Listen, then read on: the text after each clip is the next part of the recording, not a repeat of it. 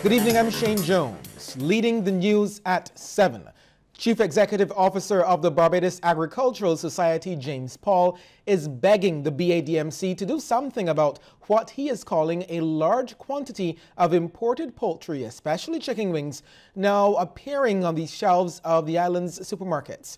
Mr. Paul says Barbados produces 10 million birds locally and has the capacity to raise that number.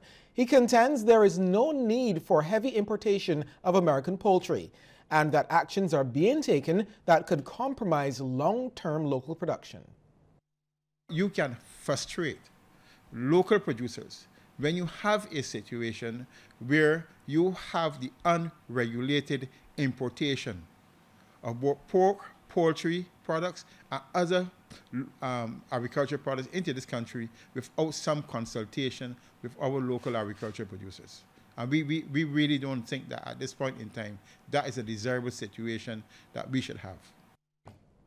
Mr. Paul adds that local producers must be protected and the authorities have a duty to ensure a level playing field. We have a situation where our local poultry producers can be placed at a severe disadvantage. So we cannot also have a situation where the local agency that is supposed to be looking out for the interests of the sector, that is supposed to be responsible for facilitating the development of the sector, that at the same time they are engaging in activities that are going to prove to be counterproductive to the development of the sector. Veteran Calypsonian Smokey Burke has been hospitalized. It is not yet clear if he will be well enough to perform at Friday's Piccadilly Crop Final at Kensington Oval. CBC News understands the National Cultural Foundation has not taken any decision to replace him at this time. The reserve for the competition, however, is Colin Spencer. William Smokey Burke has been a fixture in social commentary circles for many years and has made it to the finals on numerous occasions. Well, it's the last lap for Crop Over 2018 and several service providers are gearing up for a late surge in business. Many, including barbers and makeup artists, are seeing several bookings and are expecting the rest of the season to be profitable. With less than a week left on the Crop Over calendar, the rush is on for many to look their best from head to toe when they step out. Barber David Crawford has seen business pick up and expects it to continue. I have to the point that you actually have to turn back a few clients, and some do leave because of the long wait. But you can only cut so much. For some reason, the females love having designs. Most of the females that I actually get coming to the shop, they want mostly designs either at the side or the back of their head. They either had long hair or they had locks, or they're just cutting off their hair because it's more easy to manage. Airbrush body art is also in high demand this Crop Over season. Owner of Body Art Central Trinette Fort is ready for the workload expected for Kadooment Day. So far, I'm getting a lot of requests. People are actually interested this year again in having the service done, which is the service of having airbrush body art for Crop Over. I have a couple people interested also in getting some stuff done for 4-day morning. The new trend this year is glitter body art, so if anybody's interested, we could also do that as well. However, she explains there are some steps which customers need to take to get the best results. Our model here, he came, although this is a practice session, he came full of hair. That is a no-no. Hair, hair, hair, nothing but hair. Please clean your skin, scrub well in the shower. Please shave. Do not apply any lotions whatsoever, none, to the skin. And the full look would not be complete without makeup and accessories. Makeup artist Kiara Fort says customers mainly come for both items to gain a different look. So some people might just want something simple like eyeshadow and eyebrows. Other people might want something a little bit more extravagant, such as the full glam with gems, body glow, glitter, lashes, everything. So I base my packages according to how my customers will want their face done. Regarding accessories, she says visor hats are extremely popular this year. The visor hats are basically glasses and a hat all together, so it doesn't get any better than that. What they do is you could the shades come in a lot of different colors, and they don't hide your face, but you could get them according to size. They're small, medium, and large, and they're a lot different. All of them are holographic, and they come in handy for like when things like the rain fall and you don't want to ruin your makeup. The hat can be pushed up and used as a cap to protect your face. Other items in high demand include stockings, glitter, and face gems. Rianne Phillips, CBC News. After a 4-year break, the 4-day morning jam and Pickety Crop final will be held on the same night. Now, back in 2014, the events were separated after bad weather forced the finals to be postponed until the following Saturday. But as we hear in this report, some band leaders do not mind the switch and are fully supportive of the decision. There's been talk about split interest and patrons choosing either the Pickety Crop finals or 4-day morning. But one band leader believes the numbers will still be there. In fact, Matthew Moore of Road Warriors says this year's switch will translate to more spectators lining the streets to watch the revelers. I don't think it impacts 4-day morning, to be honest with you. Especially, as I said, it's been low key, so maybe having the extra people on Spring Garden will add a bit more vibe, and some people will really start to feel it. Although it's the last week, going into the last weekend, I don't see anything wrong with it. Ryan Leacock of Adinkwa Band also sees it as a positive development. I like the change. I like the fact which allows for the patrons that go to the Pickety Crop finals to come out and adds the spectatorship of the event. So I don't mind the change, and it is pushed back a couple hours. It gives us a little more time to prepare, because it's only last minute you need to do a little adjustments. It gives you a little leeway for that as well. UNOIA's Jason Thompson does not foresee his 450-strong band being affected. It is still on the road, it is still night, it is still mud, it is still vibes, it is still music, it is still soca. It isn't really affecting us anywhere. Our masqueraders are all ready to party, same way. Randolph Woodruff of Northern Mass also does not think there will be any significant challenges from the switch. My band, I might like to move early. So if it starts at 1, I'm looking to move at 1 o'clock. So it doesn't affect me here or there, but I know it affects some other persons. The event is scheduled to start at 1 a.m. About 37 bands are registered to participate in this year's 4-day morning jam, down from 47 in 2017. Sean Farrell, CBC News. The Regional House of Bishops will now determine who will be the new Anglican Bishop of Barbados and the West Indies. That's because the local synod failed after 10 rounds of voting to decide between Dean of St. Michael's Cathedral, Dr. Jeffrey Gibson, and Rector of St. George Parish Church and Rural Dean of St. John, Reverend John Rogers. Lisa Broom has the details. It was sometime after 9 last night that the synod abandoned the vote, which since April remained deadlocked. The House of Laity, or lay people, had thrown their support behind 45-year-old Reverend John Rogers and were refusing to budge. Last night they gave him 57 votes, clearing the majority needed in that House. That was against the House of Clergy's 31 votes in his favour. On the other hand, the clergy clearly favoured 61-year-old Dean Gibson for the top post, giving him 44 votes to the laity's 20 last night.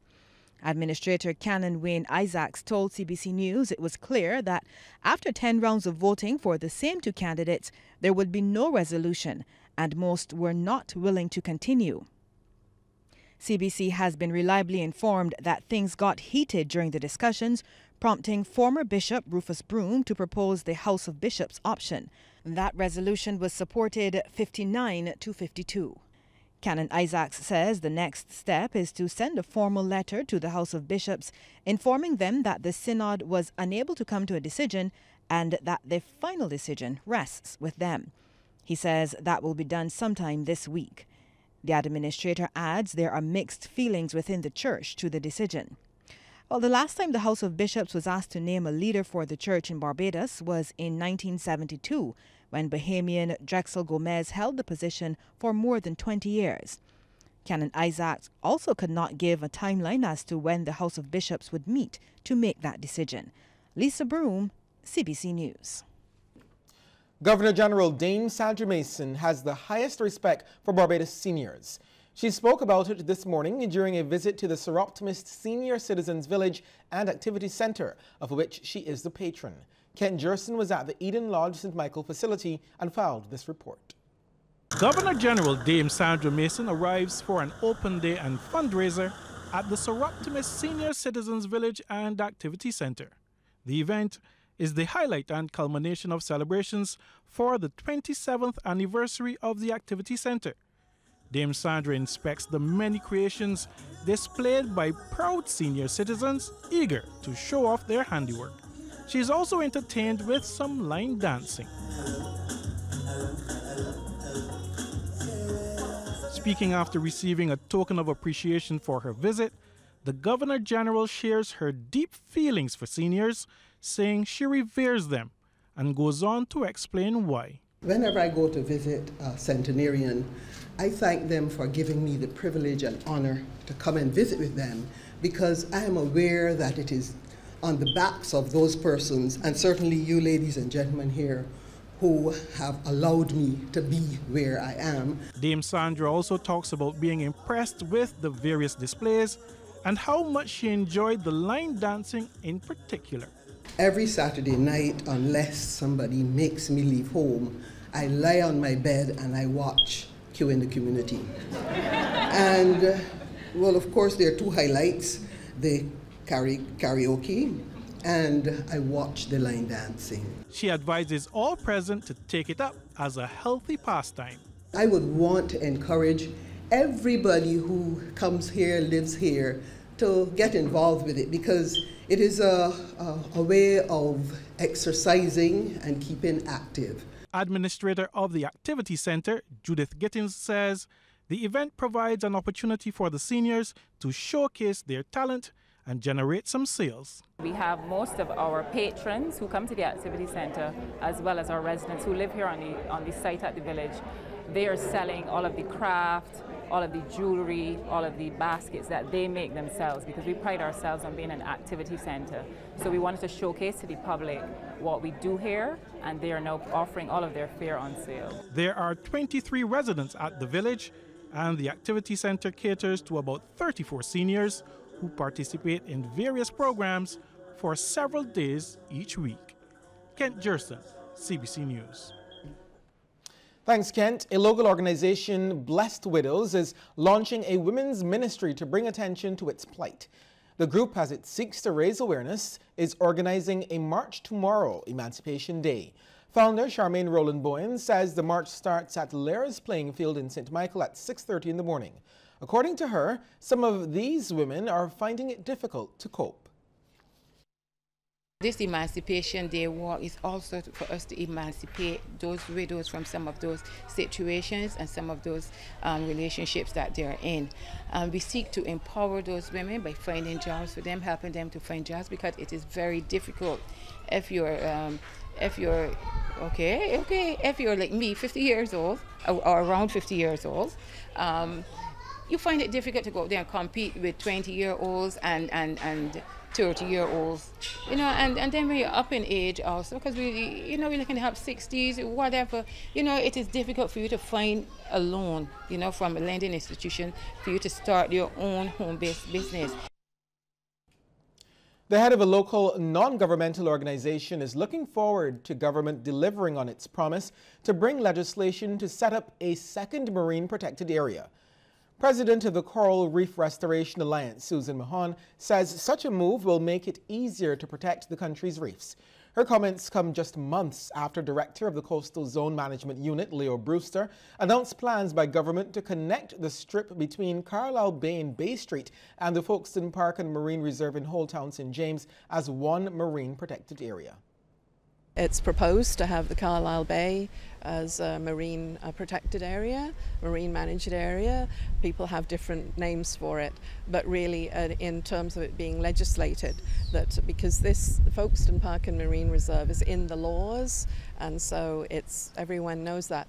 At the moment, Carlisle Bay is a protected marine management area because of the just by the nature of the way that people treat it, but it's not in the legislation. So it helps to have that so the regulatory authorities can help to look after it more easily. Over $60 million has been paid out by the Eastern Caribbean Central Bank to former policyholders of the collapsed insurance companies CLECO and British American Insurance Company. Governor Timothy Antoine provided the update during a press conference following the 91st meeting of the Monetary Council of the ECCB. Last December, under the plan of arrangement, which was passed in all of our countries, we were able to pay out about $65 million based on the funds that were available. And most people who were eligible for that $65 million, that payout, have in fact received their money. So we're pleased about that.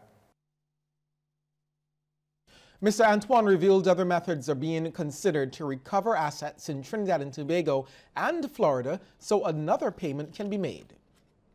Keep in mind, our monies, the policyholders' monies, were used to buy these assets. So it's now to try to find a way to recover as much as possible. And whatever they recover, there will be eventually another payout. I have no timetable on that at this time, but I just want to assure the people of the ECCU that this issue remains before the Monetary Council. In Jamaica, an investigation is underway while a male suspect is in custody in connection with the murder of his brother. The man allegedly shot and killed his brother following a dispute over a light bill. We have a report from CVM TV. Man killing brother over light, thieving light. Out in the open, this is just one of the residents we saw on Martin Street in Spanish Town, reacting to what is alleged to have unfolded at the location between the siblings. The one who did work here, the brother come here now and a bad mind. Because most bad mind, a bad mind youth. You don't live here. So why you come here now and quarry light bill? So you come and quarry the light bill now, so the man the brother tell him say, you're bad man because I'm mid-billion life. Me send you to a road and make a devil find you right now. So you're hype for me, so that him go now. Come to me about light bill and make a real light. Shoot the man now. Shoot the man 2 times. Well, I'm for him going and tell nobody so them can't come in the yard. So don't call police already and a family affair. It's murder. Premeditated murder. We want justice round here. Me hurt from my heart. I'm a boss that. Instead of boy there, him a got station go report. And him a got prison. Me witness that. Me Andrew witness. Although Andrew dead and gone, me Andrew witness. Andrew teach with trade from my left school. A cheer away. See another one over there, so another youth. And plus Rasta gone a foreigner and teach trade. Andrew is a good youth. If you come, Andrew will get lost. They say 44-year-old Andrew Campbell worked at a garage doing bodywork and spraying motor vehicles, while his brother reportedly worked with a security company. No one could explain to CVM Live why the brothers allegedly had a tiff over light bill.